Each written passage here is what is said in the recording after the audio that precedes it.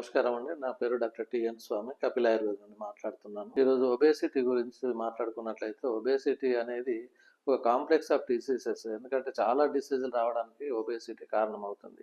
ఎలా మనం క్యాలిక్యులేట్ చేస్తామంటే బాడీ మాస్ ఇండెక్స్ అనేది ఉంటుంది. దాన్ని క్యాలిక్యులేట్ చేసుకొని మనం ఎంతవరకు రిస్క్‌లో ఉన్నామనేది మనకు డాక్టర్ ఎక్స్‌ప్లెయిన్ చేస్తారు.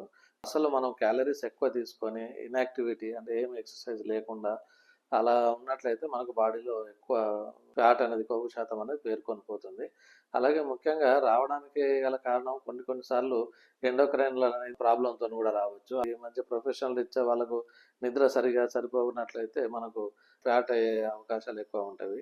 అలాగే సింప్టమ్స్ ఏంటంటే మనకు చిన్న దానికే మనం అలసిపోవడము, శరీరం ఆయాసం రావడము, అలాగే వాళ్ళు ఏమి పని చేయలేకపోవడానికి, ఇది కాస్మెటిక్ ప్రాబ్లమే కాకుండా చాలా డిసీజెస్ రావడానికి కొరకు కూడా కార్డియోవాస్కులర్ డిసీజ్ కానీ, డయాబెటీస్ కానీ, ఇవన్నీ రావడానికి, ఆర్థరైటిస్ రావడానికి కానీ ఇది కారణమవుతుంది. దీన్ని మనము కొంత హెల్తీ డైట్‌తోని, బ్యాలెన్స్డ్ డైట్‌తోని, ఎక్కువ ఫైబర్ తీసుకోవడం, ఫ్యాట్ అనేది తక్కువ తీసుకోవడం మూలంగా, కొంత మినిమం ఎక్సర్సైజ్ చేసుకోవడం మూలంగా, అలాగే కొన్ని ఆయుర్వేదిక్‌లో మంచి ఫ్యాట్ రిడక్షన్ కొరకు ఇటు ఇంటర్నల్ మెడిసిన్‌తో పాటుగా పంచకర్మ ట్రీట్మెంట్ తీసుకున్నట్లయితే మనకు ఈ ఒబేసిటీ ప్రాబ్లమ్ నుండి మనం బయటపడవచ్చు.